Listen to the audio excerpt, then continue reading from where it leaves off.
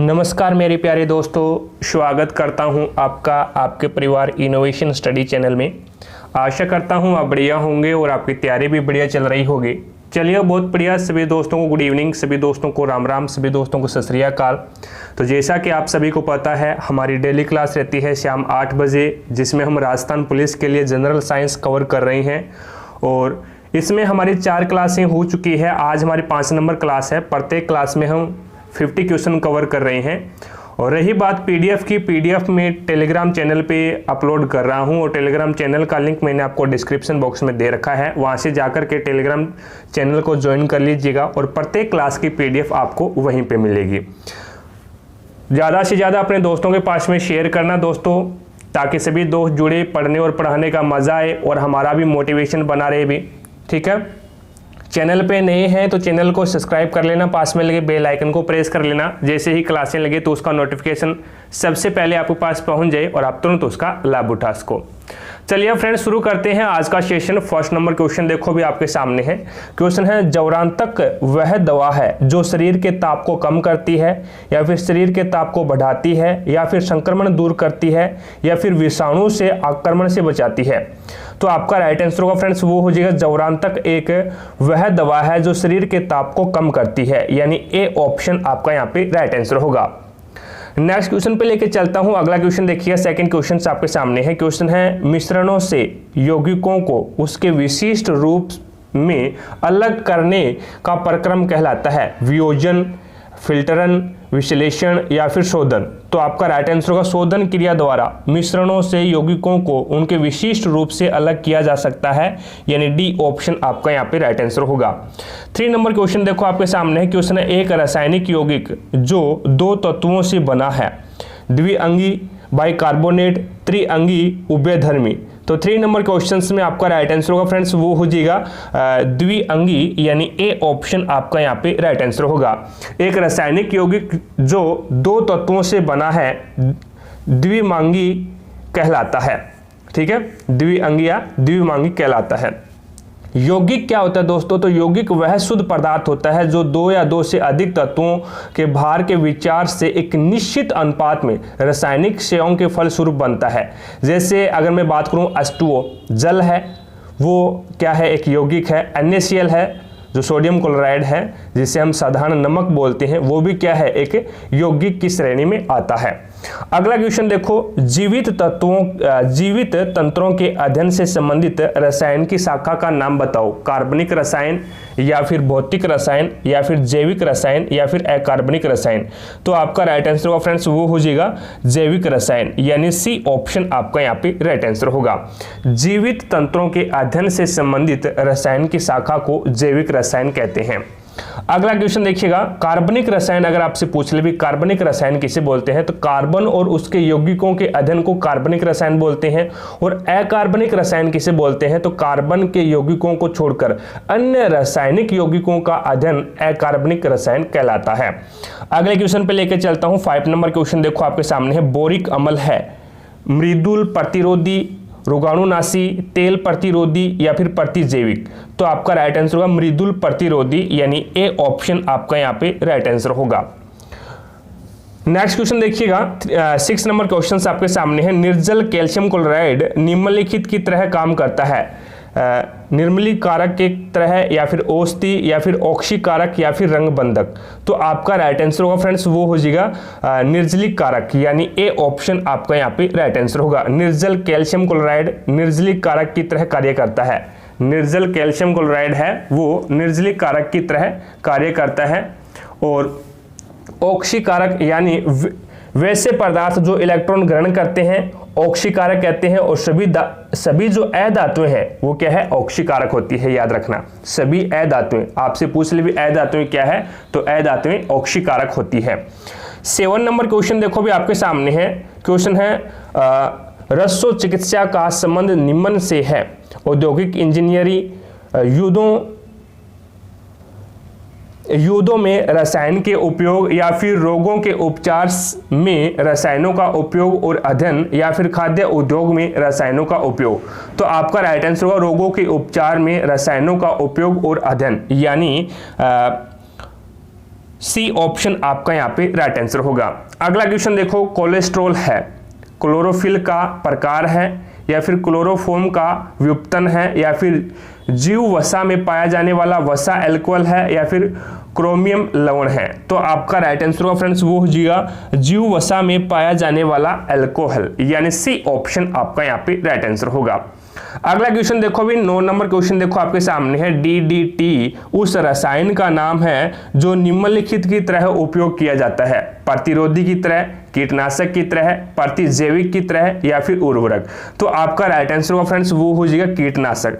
कीटनाशक के रूप में डीडीटी का उपयोग किया जाता है, यानी बी ऑप्शन आपका यहाँ पे राइट आंसर होगा। अगला क्वेश्चन देखो, धूल और ग्रीस को सतह से साफ करने वाले पदार्थ को कहते हैं अपमार्जक, स्नेहक, विरंजक या फिर अपचायक। तो आपका राइट आंसर होगा अपमार्जक बोला जाता है, यानी ए ऑप्शन आपका यहाँ पे राइट आंसर होगा। अपमार्जक को साबुन रहित साबुन कहा जाता है।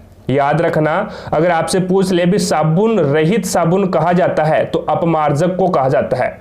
डिटर्जेंट बोलते हैं जिसको, इसका निर्माण होता है वो लोरिक एल्कोहल एवं सल्फोनिक अम्ल से होता है। भी याद रखना, भी अपमार्जक का निर्माण किससे होता है? लोरिक एल्कोहल एवं सल्फोनिक अम्ल से होता है।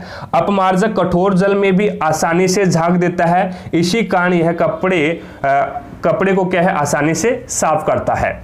अगला क्वेश्चन देखो भी, नेक्स्ट 11 नंबर क्वेश्चन आपके सामने है, जिस पात्र में रखा जाए उसी का आकार ग्रहण कर लेने वाला द्रव्य कहलाता है। ऑप्शंस है गोद सा ठोस या फिर तरल या फिर गैस या फिर ठोस। तो आपका राइट आंसर होगा फ्रेंड्स वो हो जाएगा तरल, यानी बी ऑप्शन आपका यहाँ पे राइट आंसर होगा। जिस पात्र में रखा जाए उसी का आकार ग्रहण कर लेने वाला द्रव तरल कहलाता है। द्रव का आयतन निश्चित एवं आकार क्या होता है? अनिश्चित होता है। और इनके अणुओं के बीच में इंटरमोलिकुलर फोर्स जो दाब होता है, फोर्स होता है, वो क्या होता है? कम होता है। ठीक है। गैस का आकार एवं आयतन दोनों ही अनिश्चित होते हैं। याद रखना, गैस का आकार और आयतन है वो क्या है? दोनों ही अनिश्चित होते हैं, क्योंकि इनके अणुओं के बीच में जो इंटरमोलिकुलर फोर्स होता है वो नहीं होता। लेकिन अगर मैं ठोस की बात करूं तो ठोस में क्या होता है? उसका आकार और उसका आयतन दोनों ही निश्चित होते हैं। ये चीजें याद रखना, भी गैस में अनिश्चित होते हैं आकार और आयतन, लेकिन ठोस में आकार और आयतन दोनों निश्चित होते हैं। तरल में क्या होता है? आकार निश्चित, उसका जो आकार है वो अनिश्चित होता है, लेकिन आयतन निश्चित होता है। आयतन निश्चित होगा, आकार अनिश्चित होगा। ठीक है। अगला क्वेश्चन देखो, 12 नंबर क्वेश्चन देखिएगा, संगलन को बढ़ावा देने के लिए धातुओं के साथ मिलाया जाने वाला पदार्थ बताओ भी। फ्यूज, गालक, ईंधन, निस्तापक। तो आपका राइट आंसर होगा फ्रेंड्स वो हो जाएगा गालक, यानी बी ऑप्शन आपका यहाँ पे राइट आंसर होगा। गलन को बढ़ावा देने के लिए धातुओं के साथ मिलाया जाने वाला पदार्थ गालक है। वैसे पदार्थ जो ज्वलनशील होते हैं तथा जलने पर ऊष्मा प्रदान करते हैं उसे हम ईंधन कहते हैं भी। ठीक है। अगला क्वेश्चन देखो, गैसोलीन का पर्याय क्या है? गैसोलीन का पर्याय क्या है? डीजल, पेट्रोल, प्राकृतिक गैस, कच्चा तेल। तो आपका राइट आंसर होगा पेट्रोल, यानी बी ऑप्शन आपका यहाँ पे राइट आंसर होगा। गैसोलीन का पर्याय पेट्रोल है और यह है C5C11 को पेट्रोल कहा जाता है और इसका उपयोग मोटर ईंधन में होता है भी। अब अगर आपसे पूछ ले भी डीजल क्या होता है, तो C17 और C18 और C18 ये क्या होता है? डीजल होता है। ठीक है। और पेट्रोल कौन सा होता है? C5C11। ठीक है। चीजें थोड़ा सा ध्यान में रखना। अगला क्वेश्चन देखिएगा, नेक्स्ट क्वेश्चन आपके सामने है 14 नंबर क्वेश्चन देखो, आसानी से झाग नहीं देने वाला जल कहलाता है मृदु जल, भारी जल, कठोर जल, खनिज जल। तो 14 नंबर क्वेश्चन में आपका राइट आंसर होगा फ्रेंड्स वो हो जाएगा कठोर जल, यानी सी ऑप्शन आपका यहाँ पे राइट आंसर होगा। आसानी से झाग नहीं देने वाला जल कठोर जल कहलाता है। जल की कठोरता दो प्रकार की होती है भी, एक तो होती है अस्थायी कठोरता और एक होती है स्थायी कठोरता। अब अस्थायी कठोरता कौन सी होती है? इसमें कैल्शियम और मैग्नीशियम के बाइकार्बोनेट घुले होते हैं, यानी HCO3 कैल्शियम और मैग्नीशियम के बाइकार्बोनेट घुले होते हैं। इस जल को उबालकर एवं चूना का जल डालकर जल की स्थायी कठोरता को दूर किया जाता है। अब क्वेश्चन यहाँ पे इस प्रकार से भी बन सकता है, अभी जल की अस्थायी कठोरता को दूर किससे किया जाता है, तो जल को उबालकर अस्थायी कठोरता को दूर किया जाता है, या फिर जल के अंदर चूने का जल मिलाकर के उसकी अस्थायी कठोरता को दूर किया जाता है। दूसरी कंडीशन अपने पास में आती है स्थायी कठोरता की, तो जल में कैल्शियम और मैग्नीशियम के क्लोराइड या फिर सल्फेट के स्थायी कठोरता होती है। ऊपर वाला था कैल्शियम और मैग्नीशियम के बाइकार्बोनेट घुले होते हैं, लेकिन स्थायी कठोरता में क्या होता है, कैल्शियम का मैग्नीशियम के क्लोराइड या फिर सल्फेट के कारण स्थायी कठोरता होती है, और यह कठोरता आसवन विधि द्वारा दूर की जाती है। अब क्वेश्चन ये बनता है जल की स्थायी कठोरता को हम दूर किससे कर सकते हैं, तो आसवन विधि से इसको हम दूर कर सकते हैं। ठीक है, अगला क्वेश्चन देखिएगा। नेक्स्ट क्वेश्चन है आपके सामने, क्वेश्चन है गुब्बारों को उड़ाने के लिए काम में लाया जाने वाला गैस बताओ, नाइट्रोजन, हाइड्रोजन, हीलियम, वायु। तो आपका राइट आंसर होगा फ्रेंड्स वो हो जाएगा हीलियम, यानी सी ऑप्शन आपका यहाँ पे राइट आंसर होगा। हीलियम गुब्बारों को उड़ाने के लिए काम में लाई जाने वाली गैस है। 16 नंबर क्वेश्चन देखो, अक्रिय गैस बतानी है आपको कौन सी है, जल में मिश्रणीय होती है या फिर स्थायी नहीं होती, या फिर रासायनिक रूप से अक्रियाशील नहीं होती, या फिर रासायनिक रूप से अति क्रियाशील होती है। तो आपका राइट आंसर होगा रासायनिक रूप से अक्रियाशील नहीं होती, यानी सी ऑप्शन आपका यहाँ पे राइट आंसर होगा। अक्रिय गैसें रासायनिक रूप से अक्रियाशील नहीं होती है। वायुमंडल में रेडोन गैस नहीं पाई जाती, आप याद रखना रेडोन को हम Rn से रिप्रेजेंट करते हैं, ठीक है, और ये वायुमंडल में नहीं पाई जाती। अगला क्वेश्चन देखिएगा, 17 नंबर क्वेश्चन आपके सामने है। क्वेश्चन है नील का प्रयोग निम्नलिखित में होता है, सुगंधशाला उद्योग में, औषधि उद्योग में, रंगाई उद्योग में, या फिर खाद्य उद्योग में। तो आपका राइट आंसर होगा रंगाई, यानी रंजक बोलते हैं जिसको, रंगाई उद्योग में, यानी सी ऑप्शन आपका यहाँ पे राइट आंसर होगा। अगला क्वेश्चन देखिएगा, अलसी की खल निम्नलिखित काम में आती है, धोने के काम में, पशुओं को खिलाने में, नवजात को खिलाने में, पटाखों को भरने में। तो 18 नंबर क्वेश्चंस में आपका राइट आंसर होगा फ्रेंड्स वो हो जाएगा पशुओं को खिलाने में, यानी बी ऑप्शन आपका यहाँ पे राइट आंसर होगा। 19 नंबर क्वेश्चन देखो आपके सामने है, निक्षालन प्रक्रम में शामिल है, निक्षालन प्रक्रम में शामिल है गाढ़े रंगों को हटाना, घुलनशील यौगिकों को घोलना, वाष्पीकरण या फिर फिल्टरन। तो आपका राइट आंसर हुआ घुलनशील यौगिकों को घोलना, यानी बी ऑप्शन आपका यहाँ पे राइट आंसर होगा। नेक्स्ट 20 नंबर क्वेश्चन देखो आपके सामने है, मैग्नीशियम मुख्य उपयोग है मृदु विरेचक के रूप में, या फिर प्रतिरोधी के रूप में, या फिर प्रतिजैविक के रूप में, या फिर पीड़ाहारी के रूप में। तो मैग्नीशियम का मुख्य उपयोग है वो मृदु विरेचक कहलाता है। मैग्नीशियम का मुख्य उपयोग मृदु विरेचक कहलाता है, यानी ए ऑप्शन आपका यहाँ पे राइट आंसर होगा। Milk of magnesia, milk of magnesia है वो एसिडिटी दूर करने के काम आता है, ये थोड़ा सा ध्यान में रखना। अगर आपसे पूछ ले भी मिल्क ऑफ मैग्नीशिया, जिसे हम MgOH लिखते हैं, MgOH लिखते हैं मिल्क ऑफ मैग्नीशिया को, और इसका जो उपयोग है वो एसिडिटी दूर करने के काम आता है। अगला क्वेश्चन देखिएगा, विकृतीकृत एल्कोहल है, विकृतीकृत एल्कोहल एल्कोहल का एक अति शुद्ध प्रकार है, या फिर यह पीने के लिए अनुपयुक्त होता है क्योंकि इसमें जहरीले पदार्थ होते हैं, या फिर इसमें रंगीन अपद्रव्य होते हैं, या फिर इसका स्वाद मीठा होता है। तो आपका राइट आंसर होगा विकृतीकृत एल्कोहल यह पीने के लिए अनुपयुक्त होता है क्योंकि इसमें जहरीले पदार्थ होते हैं, बी ऑप्शन आपका यहाँ पे राइट आंसर होगा। 22 नंबर क्वेश्चन देखो आपके सामने है, एथिल एल्कोहल को पीने के लिए अनुपयुक्त बनाने के लिए इसमें निम्नलिखित मिलाया जाता है, पोटेशियम साइनाइड, या फिर मेथिल एल्कोहल, या फिर क्लोरोफॉर्म, या फिर पोटेशियम क्लोराइड। तो आपका राइट आंसर होगा मेथिल एल्कोहल, यानी बी ऑप्शन आपका यहाँ पे राइट आंसर होगा। 23 नंबर क्वेश्चन देखो आपके सामने है, रंग बंधक वह पदार्थ है, रंग बंधक वह पदार्थ है जो कपड़ों का रंग पक्का करने के काम आता है, या फिर विरंजक का काम करता है, या फिर रंग को प्रगाढ़ बनाने के लिए सक्षम है, या फिर अत्यंत कठोर ठोस होते हैं। तो आपका राइट आंसर होगा कपड़ों का रंग पक्का करने के काम आता है, यानी ए ऑप्शन आपका यहाँ पे राइट आंसर होगा। अगला क्वेश्चन देखिएगा, नेक्स्ट क्वेश्चन देखो भी 24 नंबर क्वेश्चन आपके सामने है, डीएनए में निम्नलिखित इकाई होती है, ग्लूकोज, सुक्रोज, फ्रक्टोज, डिऑक्सीराइबोज। तो आपका राइट आंसर होगा फ्रेंड्स डीएनए में डिऑक्सीराइबोज शर्करा होती है, यानी डी ऑप्शन आपका यहाँ पे राइट आंसर होगा।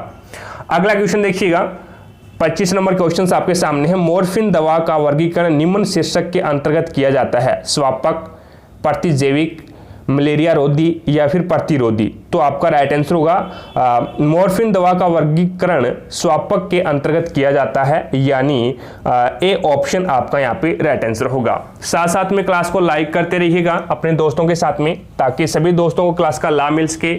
चैनल पे नए हैं तो चैनल को सब्सक्राइब कर लेना भाई, पास में लगे बेल आइकन को प्रेस कर लेना, जैसे ही क्लासें लगे तो उसका नोटिफिकेशन सबसे पहले आपके पास पहुंच जाए और आप तुरंत उसका लाभ उठा सको, ठीक है ना। ज़्यादा से ज़्यादा शेयर कीजिएगा भाई, ताकि सभी दोस्त जुड़े, हमारा भी मोटिवेशन बना रहे। नेक्स्ट क्वेश्चन देखिएगा, 26 नंबर क्वेश्चन देखो अभी आपके सामने है। क्वेश्चन है, निम्नलिखित जहरीला पदार्थ तंबाकू का मुख्य घटक बताओ भी, मॉर्फिन, एस्पिरिन, निकोटीन, रिस्टरपिन। तो 26 नंबर क्वेश्चन में आपका राइट आंसर होगा फ्रेंड्स, वो हो जाएगा निकोटीन, यानी सी ऑप्शन आपका यहाँ पे राइट आंसर होगा। 27 नंबर क्वेश्चन देखिएगा आपके सामने है। क्वेश्चन है, चाय तथा कॉफी का मुख्य क्रियाशील घटक बताना है, चाय और कॉफी का मुख्य क्रियाशील घटक बताओ, निकोटीन, क्लोरोफिल, कैफीन, एस्पिरिन। तो आपका राइट आंसर हो कैफीन, चाय और कॉफी का मुख्य क्रियाशील घटक होता है, यानी सी ऑप्शन आपका यहाँ पे राइट आंसर होगा। अगला क्वेश्चन देखिएगा, 28 नंबर क्वेश्चन आपके सामने है। क्वेश्चन है, प्रबल अम्लों को रखने के बर्तन निम्नलिखित के बने होते हैं, प्लेटिनम के या फिर पीतल के या फिर तांबा के या फिर कांच के। तो प्रबल अम्लों को रखने के लिए जो बर्तन है वो कांच के बने होते हैं, यानी डी ऑप्शन आपका यहाँ पे राइट आंसर होगा। अगला क्वेश्चन देखो, 29 नंबर क्वेश्चन आपके सामने है। प्रतिरोधी और विसंक्रामक के रूप में प्रयोग किया जाने वाले गहरे बैंगनी रंग का यौगिक है, potassium nitrate, sodium thiosulphate, potassium permanganate, calcium phosphate. तो 29 नंबर क्वेश्चन में आपका राइट आंसर होगा पोटेशियम परमैंगनेट, यानी सी ऑप्शन आपका यहाँ पे राइट आंसर होगा। और पोटेशियम परमैंगनेट को हम किसके द्वारा लिखा जाता है, KMnO4 के द्वारा लिखते हैं, ठीक है, KMnO4। अगर आपसे केमिकल फॉर्मूला भी पूछ सकता है, पोटेशियम परमैंगनेट का केमिकल फॉर्मूला क्या होता है, तो KMnO4 होता है, और इसे हम लाल दवा भी कहते हैं, ठीक है। और ये प्रतिरोधी और विसंक्रामक के रूप में प्रयोग किया जाने वाला गहरे बैंगनी रंग का एक यौगिक होता है, पोटेशियम परमैंगनेट, जिसे लाल दवा बोला जाता है। 30 नंबर क्वेश्चन देखो आपके सामने है। पदार्थ की वास्तविक मात्रा का पता लगाने के लिए उपयोग में लाए जाने वाले रसायन की शाखा कहलाती है, जीव रसायन, अकार्बनिक रसायन, ऑर्गेनो मेटेलिक रसायन या फिर विश्लेषिक रसायन। तो 30 नंबर क्वेश्चन में आपका राइट आंसर होगा, वो हो जाएगा विश्लेषिक रसायन, यानी डी ऑप्शन आपका यहाँ पे राइट आंसर होगा। पदार्थ की मात्रा का पता लगाने के लिए उपयोग में लाए जाने वाले रसायन की शाखा विश्लेषिक रसायन कहलाता है। 31 नंबर क्वेश्चन देखो आपके सामने है। मिश्र धातु इस्पात जंग को रोकने के लिए क्रोमियम युक्त मिश्र धातु इस्पात कहलाता है, पिटवा लोहा या फिर ढलवा लोहा या फिर कठोर इस्पात या फिर जंगरोधी इस्पात। तो आपका राइट आंसर होगा फ्रेंड्स, वो हो जाएगा जंगरोधी इस्पात, यानी डी ऑप्शन आपका यहाँ पे राइट आंसर होगा। नेक्स्ट 32 नंबर क्वेश्चन देखो अभी, जिस बिंदु पर किसी पदार्थ की ठोस, तरल और गैस रूपों का सही अस्तित्व होता है उसे हम कहते हैं क्वथनांक, गलनांक, त्रिक बिंदु या फिर हिमांक। तो ट्रिपल पॉइंट बोलते हैं जिसे त्रिक बिंदु बोला जाता है, यानी सी ऑप्शन आपका यहाँ पे राइट आंसर होगा। जिस बिंदु पर किसी पदार्थ की ठोस, तरल और गैसीय रूपों का सह अस्तित्व होता है उसे हम त्रिक पॉइंट कहा जाता है, ठीक है। हिमांक क्या होता है, द्रवनांक या फिर गलनांक क्या होता है, तो हिमांक हम किसे बोलते हैं, निश्चित ताप पर कोई द्रव ठोस में बदलता है उसे हिमांक कहा जाता है। जैसे जल का हिमांक 0 डिग्री होता है, 0 डिग्री पे ये क्या है, ठोस हो जाता है। उसी प्रकार से अगर मैं द्रवनांक या फिर गलनांक की बात करूं, मेल्टिंग पॉइंट की अगर मैं बात करूं, तो निश्चित ताप पर कोई द्रव निश्चित ताप पर कोई ठोस द्रव में परिणत होता है, यानी कोई ठोस है वो निश्चित ताप पे द्रव में चला जाता है तो वो उसका गलनांक होता है। जैसे बर्फ का मेल्टिंग पॉइंट 0 डिग्री सेंटीग्रेड होता है, बर्फ का मेल्टिंग पॉइंट है वो 0 डिग्री सेंटीग्रेड है, ठीक है। अगला क्वेश्चन देखिएगा, 33 नंबर क्वेश्चन आपके सामने है। क्वेश्चन है, पेंसिल लेड निम्नलिखित से बना होता है, ग्रेफाइट से बना होता है या फिर कास्ट कोयला से बना होता है या फिर लेड ऑक्साइड से या फिर काजल से। तो आपका राइट आंसर होगा ग्रेफाइट से बना होता है, यानी ए ऑप्शन आपका यहाँ पे राइट आंसर होगा। अगला क्वेश्चन देखिए 34 नंबर क्वेश्चन आपके सामने है। प्रतिरक्षी नाम निम्नलिखित को दिया गया, हानिकारक जीवाणु को या फिर जहरीले पदार्थ को या फिर संक्रामककारी विषाणु को, या फिर हम बोल सकते हैं रक्त में निर्मित पदार्थ जो हानिकारक जीवाणुओं का आक्रमण का सदमन करते हैं या उन्हें नष्ट करते हैं। तो प्रतिरक्षी एंटीबॉडीज बोलते हैं जिसे, वो क्या होते हैं, रक्त में निर्मित पदार्थ जो हानिकारक जीवाणुओं को आक्रमण करते हैं या फिर उसे नष्ट करते हैं, वो क्या होते हैं, प्रतिरक्षी होते हैं। डी ऑप्शन आपका यहाँ पे राइट आंसर होगा। 35 नंबर क्वेश्चन देखो, विष खा लेने पर या बीमारी के प्रभाव को रोकने के लिए दिया जाने वाली औषधि पदार्थ कहलाता है प्रतिरक्षी, प्रतिजन या फिर प्रतिविष या फिर प्रतिजैविक। तो आपका राइट आंसर होगा प्रतिविष, यानी सी ऑप्शन आपका यहाँ पे राइट आंसर होगा। विष खा लेने या बीमारी के प्रभाव को रोकने के लिए दिया जाने वाली औषधि पदार्थ प्रतिविष, एंटीडोट। प्रतिविष किसे बोलते हैं, एंटीडोट को बोलते हैं, ठीक है, कहलाता है। अगला क्वेश्चन देखिएगा, किसी भी तंत्र में जल के निष्कासन के प्रक्रम को कहते हैं ऑक्सीकरण, अपचयन, निर्जलीकरण या फिर वाष्पीकरण। तो 36 नंबर क्वेश्चन में आपका राइट आंसर होगा निर्जलीकरण, यानी सी ऑप्शन आपका यहाँ पे राइट आंसर होगा। अगला क्वेश्चन देखिएगा 37 नंबर क्वेश्चन आपके सामने है। क्वेश्चन है हीमोग्लोबिन पेड़ पौधों के पत्तों को रंग प्रदान करने वाला एक तत्व है, या फिर लाल रक्त कोशिकाओं को रंग प्रदान करने वाला एक तत्व है, या फिर दूध में मौजूद एक यौगिक होता है, या फिर मस्तिष्क तक संकेत पहुंचाने वाला एक यौगिक है। तो हीमोग्लोबिन लाल रक्त कोशिकाएं जो कि आरबीसी होती है उसको रंग प्रदान करने वाला एक यौगिक होता है, यानी बी ऑप्शन आपका यहाँ पे राइट आंसर होगा।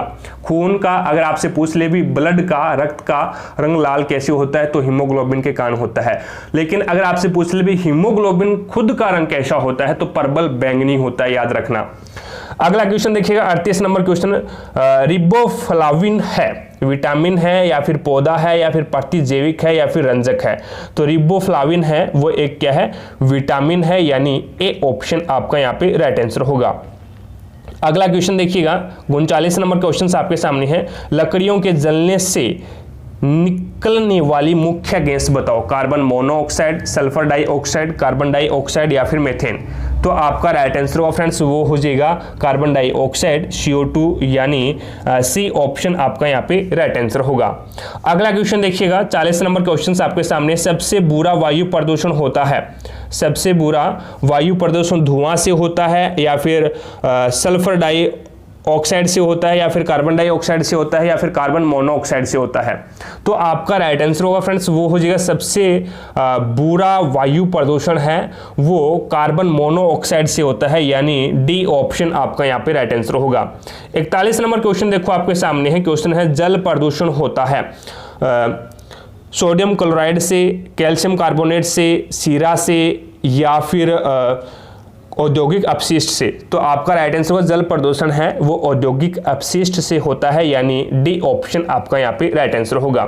शीरा क्या होता है, तो शीरा इससे शराब बनाई जाती है, स्पिरिट, ठीक है ना। शीरा एक क्या होता है, शुगर केन का बाय प्रोडक्ट होता है और इससे क्या है, शराब बनाई जाती है। अगला क्वेश्चन देखिएगा, राष्ट्रीय रासायनिक प्रयोगशाला स्थित है नई दिल्ली में, बेंगलोर में या फिर पुणे में या फिर पटना में। राष्ट्रीय रासायनिक प्रयोगशाला जिसे हम क्या बोलते हैं, नेशनल केमिकल लैब, जिसे शॉर्ट में NCL बोलते हैं, NCL यानी नेशनल केमिकल लैब, कहाँ पे है, तो आपका राइट आंसर होगा पुणे में है, यानी सी ऑप्शन आपका यहाँ पे राइट आंसर होगा। अगला क्वेश्चन देखिए, पेट्रोलियम पाया जाता है आग्नेय सेलों में, अवसादी सेलों में, कायांतरित सेलों में या फिर कच्छ भूमि में। तो आपका राइट आंसर होगा अवसादी सेलों में पाया जाता है, यानी बी ऑप्शन आपका यहाँ पे राइट आंसर होगा। नाइट्रोजन की नेक्स्ट क्वेश्चन देखिए, नाइट्रोजन की अधिकतम मात्रा निम्नलिखित पदार्थ में पाई जाती है। तो नाइट्रोजन की अधिकतम मात्रा यूरिया, अमोनियम सल्फेट, अमोनियम मोनाइट्रेट या फिर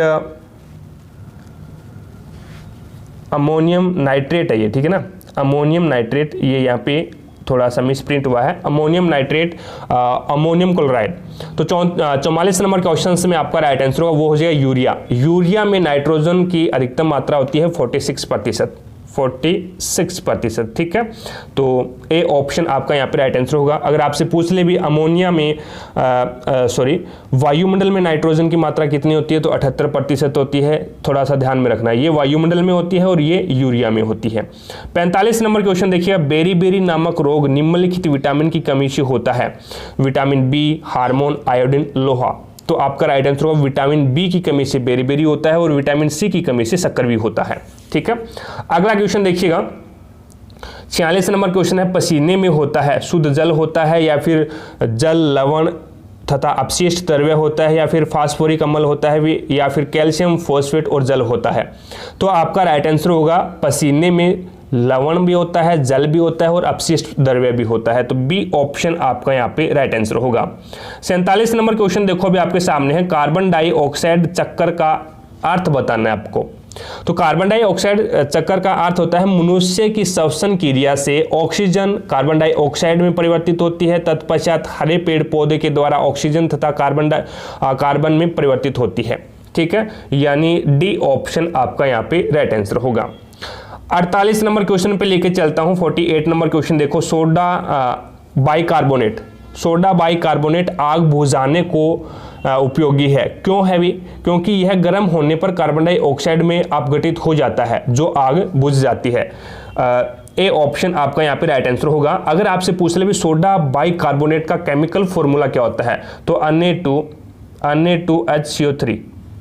Na2HCO3 ये सोडा बाइकार्बोनेट, जिसे हम सोडियम बाइकार्बोनेट भी बोल सकते हैं। ठीक है, सोडियम बाइकार्बोनेट।